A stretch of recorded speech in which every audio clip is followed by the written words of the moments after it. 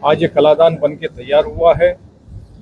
मेरे वालिद श्री सैयद नज़र हुसैन साहब का, आदरणीय हिंदू हृदय सम्राट बाला साहब ठाकरे साहब का और उस वक्त के मुस्लिम लीग के लीडर गुलाम महमूद बनातवाला साहब की जो तस्वीर यहाँ लगाई गई, वो एक शहर की संगे बुनियाद, मीरा रोड में नया नगर की संगे बुनियाद की 1979 की तस्वीर है। ये तस्वीर सिर्फ एक फाउंडेशन लेइंग सेरेमनी नहीं दर्शाती है, तो ये तस्वीर इस देश की सेक्युलर फैब्रिक दर्शाता है, आदरणीय बाला साहब ठाकरे की विचारधारा बताता है कि वो दिल से और अपने विचारों से वो एक सेक्युलर थे।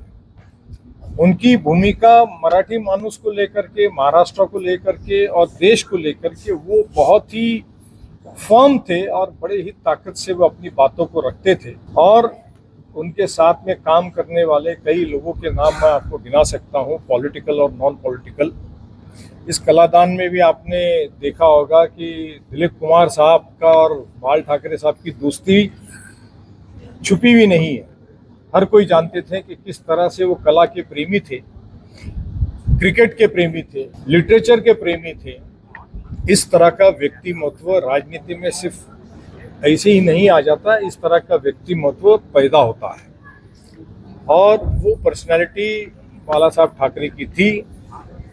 एक आप और हम इस देश के राज्य के छत्रपति शिवराया को जानते हैं और मैं इस सेंचुरी के शेर को अगर कहेंगे तो बाला साहब ठाकरे को जानता हूँ। इसमें किसी ने मुझसे पूछा कि भाजपा वाले यहाँ आए नहीं, तो ये उनके मुकद्दर की बात है कि बाला साहब ठाकरे की जीवन शैली को देखने का उनके नसीब में नहीं। सर, आपका फेवरेट पार्ट कौन सा लगा आपको, सबसे अच्छा पार्ट इस आर्ट के लिए? मुझे सबसे अच्छी जो उनकी तस्वीर है ना, एक पहले बाला साहब ठाकरे की जो हाथ में एक सिगार है, वो पॉलिटिकली कहीं नॉर्मली नहीं छपती है, लेकिन उनकी जो मुझे जो व्यक्तिगत हमेशा तस्वीर पसंद आती है बाला साहब की, तो वो तस्वीर मुझे बहुत पसंद आई।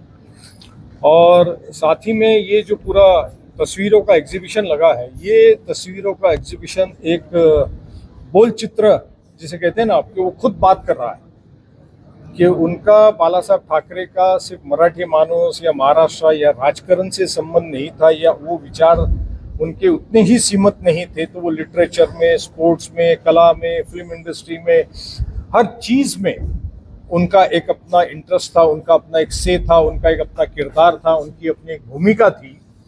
वो ये पूरे चित्र का जो प्रदर्शन है, मुझे सब में ज़्यादा ये पसंद है।